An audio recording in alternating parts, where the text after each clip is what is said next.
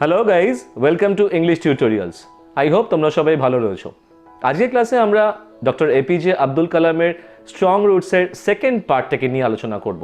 এর আগের ক্লাসে আমরা স্ট্রং রুটসের প্রথম অংশটুকু নিয়ে আলোচনা করেছি, লাইন বাই লাইন মিনিং জেনেছি, এক্সপ্লেনেশন জেনেছি, ওয়ার্ড নোটসের মানে দেওয়া ছিল সেখানে, এবং তার থেকেও বড় কথা ওই অংশটুকুনি থেকে যে যে কোশ্চেন আমাদের পরীক্ষায় আসতে পারে সেগুলি সম্পর্কেও কিন্তু আমরা আলোচনা করে নিয়েছি।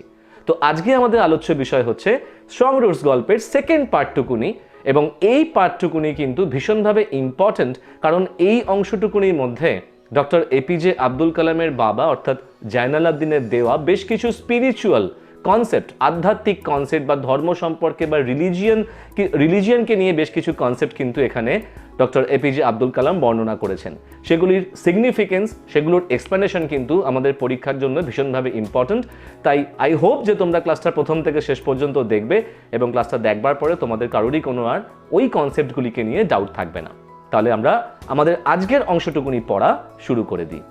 The high priest of Rameswaram temple, Pakshi Lakshmana Shastri, was a very close friend of my father's.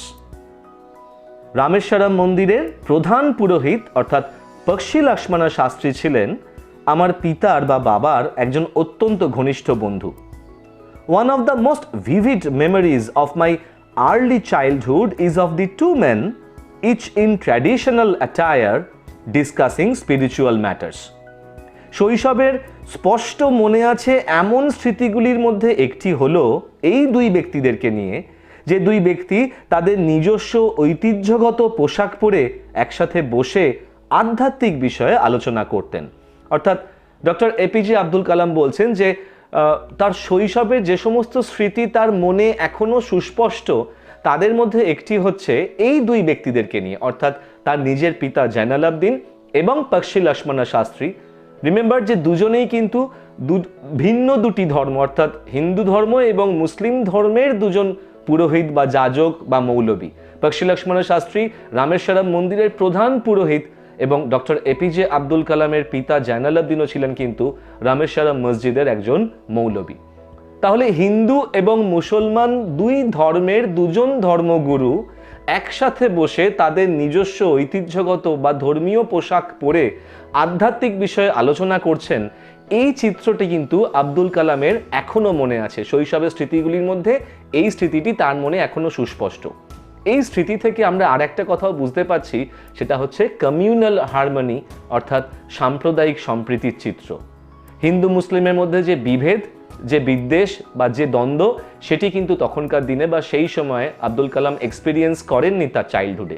সেই কারণেই এই দুই ব্যক্তিদের আধ্যাত্মিক বিষয় বা ধর্মীয় আলোচনার কথা কিন্তু তিনি মনে রেখেছেন। When I was old enough to ask questions, যখন আমার প্রশ্ন করবার মতন বয়স হলো, I asked my father about the relevance of prayer.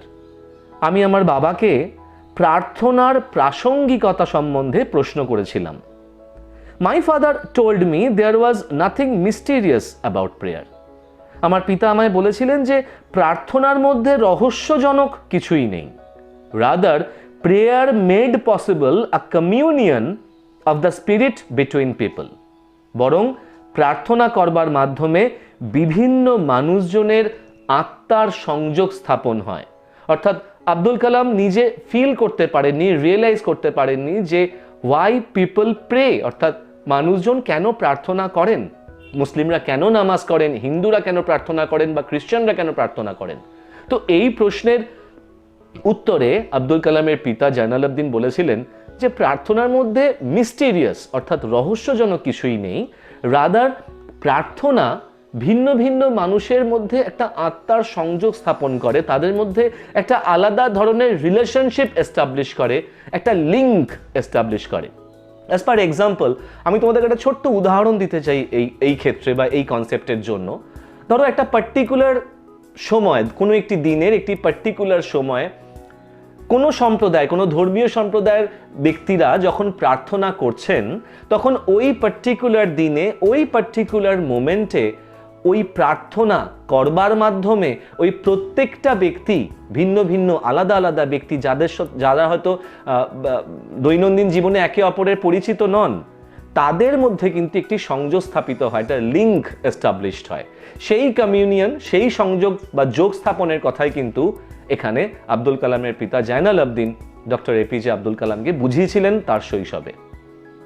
When you pray, he said, তিনি এও বলেছিলেন যে যখন তুমি প্রার্থনা করো, you transcend your body and become a part of the cosmos, which knows no division of wealth, age, caste or creed.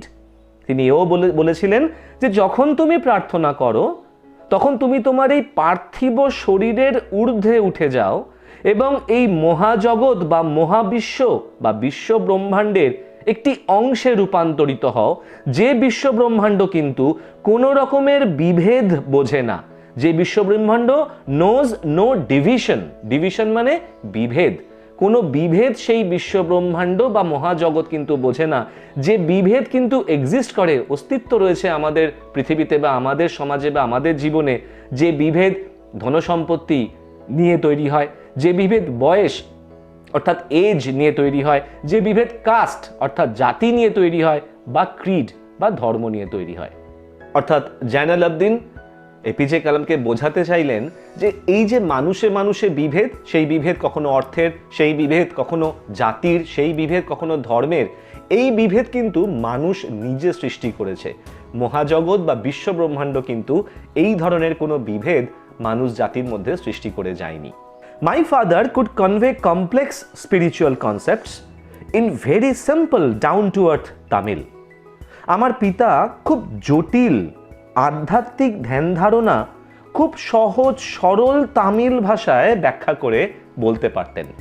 Down to earth কথাটা একটি ইডিয়াম, এর মানে হচ্ছে হাম্বল, অর্থাৎ খুব বিনয়ী পোলাইট একটা জিনিসকে বোঝায়। সেটা মানুষের ক্ষেত্রে হতে পারে, ল্যাঙ্গুয়েজের ক্ষেত্রে হতে পারে, কোনো ব্যক্তির অ্যাটিটিউডের ক্ষেত্রেও ডাউন টু আর্থ কথাটাকে আমরা ব্যবহার করতে পারি। এখানে ডাউন টু আর্থ কথাটাকে ব্যবহার করা হয়েছে একটি পার্টিকুলার ল্যাঙ্গুয়েজকে বোঝানোর জন্য। অর্থাৎ এমন ভাষায় আব্দুল কালামের পিতা জটিল আধ্যাত্মিক ধ্যান ধারণা বা কনসেপ্টগুলিকে ব্যাখ্যা করতে পারতেন, যে ভাষাটা সাধারণ মানুষজনদের কাছে ভীষণভাবে গ্রহণযোগ্য হতো, কারণ তারা সেই সাধারণ ভাষাটা বুঝতে পারতেন। হি ওয়ান্স টোল্ড মি, তিনি একসময় আমাকে বলেছিলেন, in his own time, in his own place, in what he really is, and in the stage he has reached, good or bad, every human being is a specific element within the whole of the manifest divine being. তিনি একবার আমাকে বলেছিলেন যে প্রত্যেক মানুষ তার নিজের সময়ে, তার নিজের স্থানে সে আসলে যা তাই নিয়ে, এবং যে অবস্থায় সে পৌঁছেছে সেই অবস্থাটা ভালো বা মন্দ যাই হোক না কেন, এই সব কিছু সমেত সে প্রকাশিত ঐশ্বরিক সত্তার সমগ্রতার মধ্যে একটি নির্দিষ্ট উপাদান।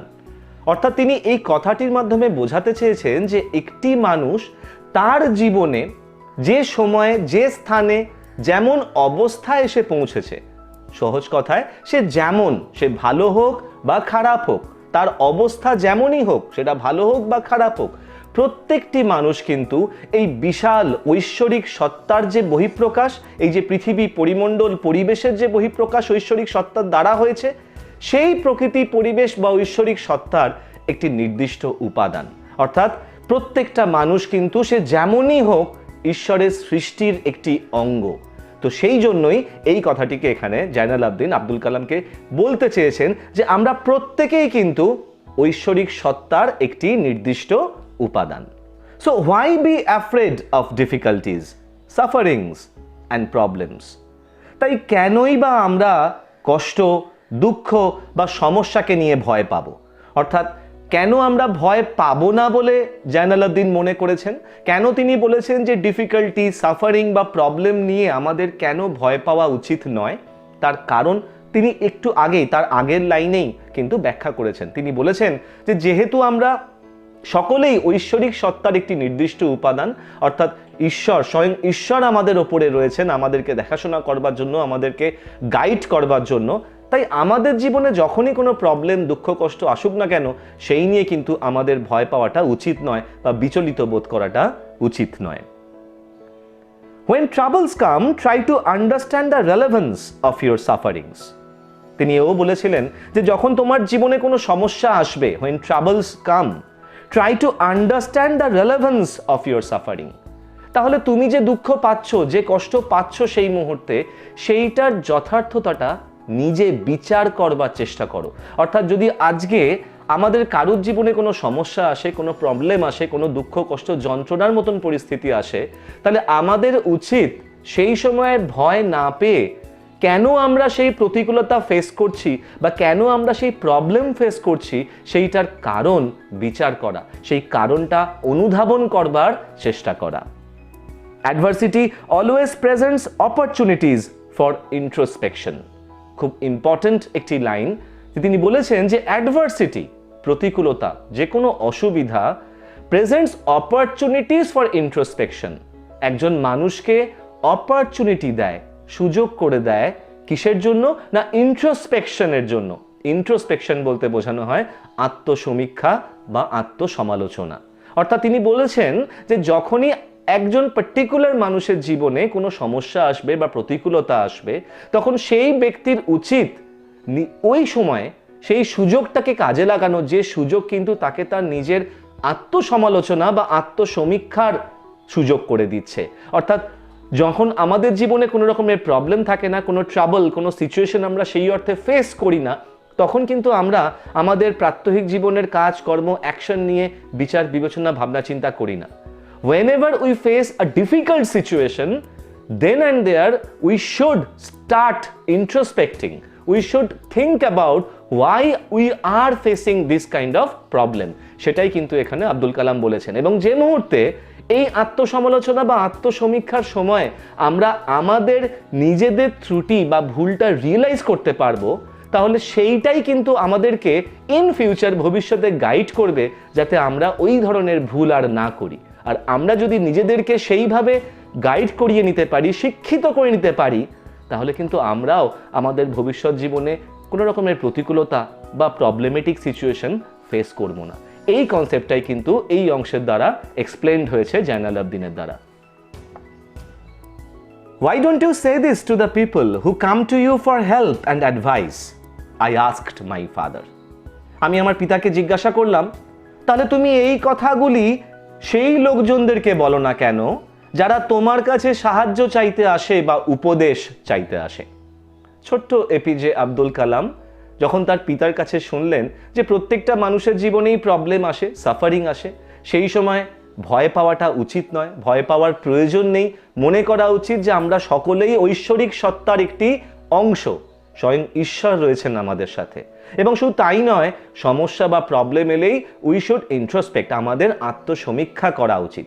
তাহলে এই যে কথাটা এক্ষুনি ছোট্ট আব্দুল কালাম তার পিতার কাছ থেকে শুনেছেন, তারপরেই তিনি তার পিতাকে প্রশ্ন করছেন, তাহলে এই কথাটাই তো তুমি সেই লোকেদেরকে বলতে পারো যারা তোমার কাছে সাহায্য চাইতে আসে, যারা তোমার কাছে উপদেশ চাইতে আসে। কারণ আমরা গল্পের ফার্স্ট হাফে দেখেইছি যে আব্দুল কালামের পিতা অর্থাৎ জয়নাল আবদিন যখন সন্ধ্যার নামাজ পড়ে মসজিদ থেকে বেরোতেন, তখন বিভিন্ন ধর্মের মানুষজন তার অপেক্ষায় বাইরে বসে থাকতেন। তারা চাইতেন জয়নাল আবদিন তাদের বাড়ি থেকে আনা জলটাকে মন্ত্রপুত করে দেবেন, যে ঐশ্বরিক বা যে পবিত্র জল নিয়ে তারা বাড়িতে নিয়ে গিয়ে তাদের বাড়ির অসুস্থ, পঙ্গু বা বিকলাঙ্গ ব্যক্তিদেরকে দিয়ে তাদেরকে সুস্থ করে তুলবেন।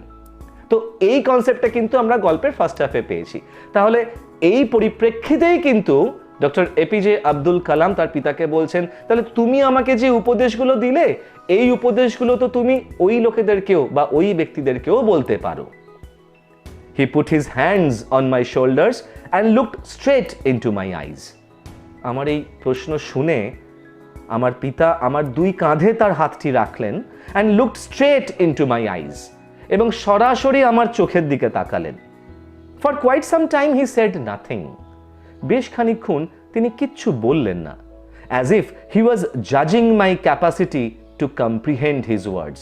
ঠিক যেন মনে হলো যে তিনি আমার সেই ক্ষমতাটা বোঝবার চেষ্টা করছেন যে আদৌ আমি তার বলা কথাগুলো বুঝতে পারবো কিনা। Then he answered in a low, deep voice. তারপরে তিনি অত্যন্ত নিচু কিন্তু গভীর স্বরে উত্তর দিলেন।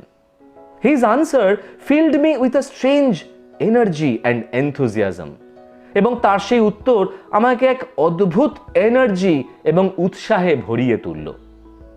তিনি বললেন, whenever human beings find themselves alone as a natural reaction, they start looking for company.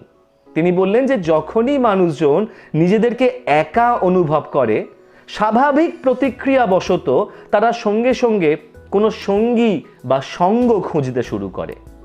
whenever they are in trouble, যখনই তারা কোনো সমস্যায় পড়ে, they look for someone to help them. তারা চায় এমন একজন ব্যক্তিকে যে কিনা ওই সমস্যায় তাদেরকে সাহায্য করবে। whenever they reach an impasse, যখনই তারা কোনো একটি অচল অবস্থায় পৌঁছয়, they look to someone to show them the way out. তারা চায় এমন একজনকে যে ব্যক্তি তাদেরকে সেই অচল অবস্থা থেকে বেরিয়ে যাবার পথ দেখাবে। every recurrent anguish, longing and desire find its own special helper. তিনি এও বললেন যে পুনরাবৃত্তি হতে থাকা এমন প্রত্যেকটি মানসিক যন্ত্রণা, চাহিদা, কামনা তাদের নিজস্ব বিশেষ হেল্পার বা সাহায্যকারীকে কিন্তু খুঁজে নেয়। তাহলে এই অংশটুকুনি ভীষণভাবে ইম্পর্ট্যান্ট, কারণ এই অংশটুকুনিতে ডক্টর এপিজে আব্দুল কালামের পিতা অর্থাৎ জয়নাল আবদিন জেনারেল হিউম্যান ক্যারেক্টারিস্টিককে ডেসক্রাইব করেছেন। তিনি বলেছেন যে একজন মানুষ যখনই সে কোনো বিপদে পড়ে বা কোনো অচল অবস্থায় পৌঁছয়, যখনই সে একা অনুভব করে নিজের জীবনে, ঠিক সেই মুহূর্তে সে চায় তাকে কেউ সঙ্গ দেবে, তাকে কেউ হেল্প করবে বা তাকে কেউ সেই অচল অবস্থা থেকে বেরিয়ে যাবার পথ দেখাবে। এটা একটা জেনারেল হিউম্যান টেন্ডেন্সি, এবং সেই হিউম্যান টেন্ডেন্সি কথাটা এখানে বলা হলো তার কারণ একটু আগেই ডক্টর এপিজে আব্দুল কালাম তার পিতাকে বলেছেন যে যখন তোমার কাছে কোনো লোকজন আসে তখন তুমি তাদেরকে তোমার দেওয়া ওই উপদেশটা দাও না কেন। তাহলে আমরা কি বুঝতে পারলাম না, তিনি বলতে চাইছেন অর্থাৎ জয়নাল আবদিন বলতে চাইছেন যে এটা একটা সাধারণ মানুষের প্রবৃত্তি যে তারা বিপদে পড়লে, একা পড়লে কাউকে না কাউকে তাদের প্রয়োজন হয়, কাউকে না কাউকে তারা চায় যে তাদেরকে সাহায্য করবে বা পথ দেখাবে বা তাদেরকে সঙ্গী হবে বা সঙ্গ দেবে। এবং শুধু তাই নয়, তিনি বলছেন যে প্রত্যেকটা নিজস্ব মানসিক যন্ত্রণা, প্রত্যেকটা কামনা, প্রত্যেকটা চাহিদা কিন্তু নিজস্ব বিশেষ বিশেষ হেল্পারকে খুঁজে নেয়। ব্যাপারটা কি? খুব ছোট্ট একটা সহজ উদাহরণ দিই, হোপফুলি তোমাদের কাছে ব্যাপারটা ক্লিয়ার হবে। ধরো একটি ছোট্ট বাচ্চা ছেলে, 5 বছর কি 6 বছর তার বয়স ধরো। এই বাচ্চা ছেলেটি যখন একটা ফ্যামিলিতে থাকে, সে পরিবারের মধ্যে থাকে, সেই পরিবারেতে তার পিতা, মাতা, দাদু, ঠাকুমা ইত্যাদি ব্যক্তিরা রয়েছেন। এই বাচ্চাটির যখন খিদে পায় তখন সে জেনারেলি কার কাছে যাবে? সে জানে যে এই সময় খিদে পাওয়ার প্রয়োজন যদি তার হয়, তাহলে এই প্রবলেম থেকে তাকে হেল্প করতে পারে তার মা। এই বাচ্চা ছেলেটির আবার যখন কোনো খেলনার প্রয়োজন হয় বা কোনো কিছু কেনবার প্রয়োজন হয়, ইনভেরিয়েবলি বা জেনারেলি সে তখন তার মার কাছে না গিয়ে যায় তার বাবার কাছে, কারণ জানে তার বাবা তাকে খেলনাটা কিনে দিতে পারবে। আবার এই বাচ্চা ছেলেটি যখন তার মা বাবার কাছে প্রচণ্ড বকুনি খায়, সেই সময় সে প্রচণ্ড বিপদে থাকে, তখন সে যাবে কার কাছে? না, যাবে বাড়ির দাদু ঠাকুমার কাছে, কারণ সে জানে যে এই বিপদ থেকে উদ্ধার করবার মতন লোক বা হেল্পার এই সময় দাদু ঠাকুমাই হতে পারে। তাহলে দেখো, এই উদাহরণটা দিয়ে বেসিক্যালি আমি বোঝাতে চাইলাম যে এটাও একটা জেনারেল হিউম্যান টেন্ডেন্সি বা ক্যারেক্টারিস্টিক, যে আমরা প্রত্যেকটা মানুষ কিন্তু আমাদের বিশেষ বিশেষ চাহিদা বা প্রয়োজন চরিতার্থ করবার জন্য বিশেষ বিশেষ লোককে কিন্তু খুঁজে নিই। ঠিক সেই অর্থেই জয়নাল আবদিনকেও ওই ব্যক্তিরা যারা তার কাছে আসেন, তারা জয়নাল আবদিনকেও সেই বিশেষ হেল্পার বলে কনসিডার করেন। তাই তারা জয়নাল আবদিনের কাছে আসেন তাদের নিজস্ব ব্যক্তিগত প্রবলেমস নিয়ে। এবং কেন তারা জয়নাল আবদিনকে বিশেষ হেল্পার বলে মনে করেন সেটা আমরা এক্ষুনি জেনে নেব। For the people who come to me in distress, I am but a go-between in their effort to propitiate demonic forces with prayers and offerings. তিনি বলছেন যে যে সমস্ত মানুষজন বিভিন্ন রকমের দুঃখ কষ্টে পড়ে আমার কাছে সাহায্যের জন্য আসে, তারা আমাকে মনে করে একজন মধ্যস্থতাকারী হিসেবে। কিরকম মধ্যস্থতাকারী? না, তাদের প্রার্থনা আর নিবেদনের মাধ্যমে অলৌকিক শক্তিদেরকে প্রসন্ন করার চেষ্টায় আমি হব তাদের জীবনের একজন মধ্যস্থতাকারী। অর্থাৎ তিনি বলতে চাইছেন যে এটাও একজন মানে যে কোনো সাধারণ মানুষের ক্ষেত্রেই এটা আমরা এক্সপিরিয়েন্স করি বা আমরা জানি বা দেখি যে যখনই আমাদের জীবনে আমরা মনে করি যে আমাদের কাঙ্ক্ষিত বা চাহিদা অনুযায়ী জীবনটা আমাদের ঠিকভাবে এগোচ্ছে না বা আমরা যা চাইছি সেরকমভাবে আমরা স্যাটিসফাইড হতে পারছি না আমাদের জীবনে, অনেক ক্ষেত্রেই আমরা মনে করি যে নিশ্চয়ই কোনো পৈশাচিক দুষ্ট বা কোনো অশুভ শক্তির প্রভাবে কুপ্রভাবে আমরা আমাদের জীবনের কাঙ্ক্ষিত ফলটা লাভ করতে পারছি না। এরকম পরিস্থিতিতে সাধারণ মানুষজন যান কোথায় না মন্দিরে যান, মসজিদে যান, গির্জায় যান এবং সেখানে গিয়ে সেইখানকার যারা ধর্মগুরু রয়েছেন তাদেরকে গিয়ে তারা তাদের ব্যক্তিগত সমস্যার কথা বলেন এবং সেই ধর্মগুরুরা সে যে ধর্মেরই হোক না কেন বিভিন্ন রকমের বিধান দেন। কেউ কেউ হয়তো বলেন তুমি যজ্ঞ করো, কেউ বলেন তুমি হয়তো এই দান করো, এরকম ধরনের কনসেপ্ট। তো সেই বিধান দেওয়া এবং তারা সেই বিধানে তাদের বিধান অনুযায়ী কাজ করে তারা মনে করেন, ওই সাধারণ ব্যক্তিরা মনে করেন যে এই কাজ করবার মাধ্যমে সেই অশুভ শক্তিরা প্রসন্ন হবে, তাদের প্রার্থনার দ্বারা প্রসন্ন হবেন, তারা যে নিবেদন করছেন, যে অফারিংস দিচ্ছেন সেই অশুভ শক্তিদের জন্য, সেই নিবেদনের দ্বারা তারা প্রসন্ন হবেন এবং আলটিমেটলি তাদের জীবনে উন্নতি হবে, তাদের জীবনে সুখ সমৃদ্ধি ফিরে আসবে। তো যে কোনো ধর্মগুরুই, জাইনালাবদিনের মতন যে কোনো ধর্মগুরুই এই ক্ষেত্রে একজন গো বিটুইন, মধ্যস্থতাকারী। তাদের মধ্যে মধ্যস্থতা হচ্ছে সাধারণ মানুষজন এবং ডিমনিক ফোর্সেস অর্থাৎ অশুভ বা দুষ্ট শক্তিদের সাথে। This is not a correct approach at all and should never be followed. এটি একেবারেই সঠিক পন্থা নয় এবং এই উপায় বা এই পন্থা কখনোই ফলো করা উচিত নয়। One must understand the difference between a fear-ridden vision of destiny and the vision that enables us to seek the enemy of fulfillment within ourselves. অদৃষ্টের এক ভয়ে জর্জরিত কাল্পনিক দৃশ্য আর আমাদের নিজস্ব জ্ঞান সমৃদ্ধ অন্তর্দৃষ্টি যা আমাদের সমর্থ করে সার্থকতার শত্রুকে আমাদের মধ্যে খুঁজে বের করতে, এই দুইয়ের মধ্যে তফাৎ একজন ব্যক্তির অবশ্যই বোঝা উচিত। খুব ইম্পর্ট্যান্ট একটি কনসেপ্ট, একটু বুঝে নেওয়া দরকার আমাদের এক্ষেত্রে যে তিনি অর্থাৎ জাইনালাবদিন কি বলতে চেয়েছেন। তিনি বলছেন যে সাধারণ মানুষের মনে দু রকমের ভিশন থাকে, তারা দু রকমভাবে জিনিসপত্রকে ভিজুয়ালাইজ করে, ইমাজিন করে, কল্পনা করে। তিনি বলছেন যে একটা ভয় সাধারণ মানুষের মনে সবসময় থাকে, সেই ভয়টা হচ্ছে অদৃষ্টকে নিয়ে বা নিয়তিকে নিয়ে। তারা আগে থেকেই এক কাল্পনিক ভয়ে জর্জরিত থাকে তাদের অদৃষ্ট বা নিয়তিকে ভেবে। আর একটা ভয় থাকে, যেই ভয়টা কিন্তু তাদের মনের মধ্যে থাকে, যে ভয়টা তাদেরকে তাদের জীবনে তারা যেটা লাভ করতে চাইছে সেই লাভ করতে দেওয়ার ক্ষেত্রে যে প্রচেষ্টা দরকার সেই প্রচেষ্টা করতে বাধা দেয়। তারা সবসময় বলে, সেই ভয়টা সেই ব্যক্তিকে বোঝায় যে তোমার দ্বারা বা তোমার পক্ষে এই কাজটি করা সম্ভব হবে না, তুমি ব্যর্থ হবে। তো এই যে দুটি ভয়, এই দুটি ভয়ের মধ্যে পার্থক্য কিন্তু একজন সাধারণ ব্যক্তির বোঝা উচিত এবং বোঝা উচিত এটাও যে এই দুটি ভয়ের কারণেই কিন্তু তারা তাদের জীবনের কাঙ্ক্ষিত সফলতা বা আনন্দ বা সুখ তারা কিন্তু লব্ধ করতে পারছে না। I remember my father starting his day at 4 AM by reading the namaz before dawn. আমার মনে আছে যে প্রত্যেক দিন ভোর 4টের সময় আমার পিতা নামাজ পড়ে সেই দিনটি শুরু করতেন। After the namaz, he used to walk down to a small coconut grove we owned. নামাজ পড়বার পরে আমাদেরই নিজস্ব একটা ছোট্ট নারকোল বাগানে তিনি হেঁটে যেতেন। About 4 miles from our home, যে নারকোলের বাগানটা ছিল আমাদের বাড়ি থেকে প্রায় 4 মাইল পথ দূরে। He would return with about a dozen coconuts tied together, thrown over his shoulder. তারপর তিনি ফিরে আসতেন প্রায় 1 ডজন নারকোল বা ডাব একসাথে বেঁধে নিজের কাঁধে সেই ডাবগুলিকে রেখে তারপর তিনি বাড়ি ফিরে আসতেন। And only then would he have his breakfast. এবং তারপরেই কিন্তু তিনি ব্রেকফাস্ট করতেন বা প্রাতরাশ করতেন। This remained his routine even when he was in his late 60s. তার বয়স যখন 60-এর প্রায় শেষের দিকে পৌঁছে গেছিল তখনও কিন্তু ততদিন পর্যন্ত কিন্তু এটিই ছিল তার প্রাত্যহিক রুটিন বা নিয়ম। I have throughout my life tried to emulate my father in my own world of science and technology.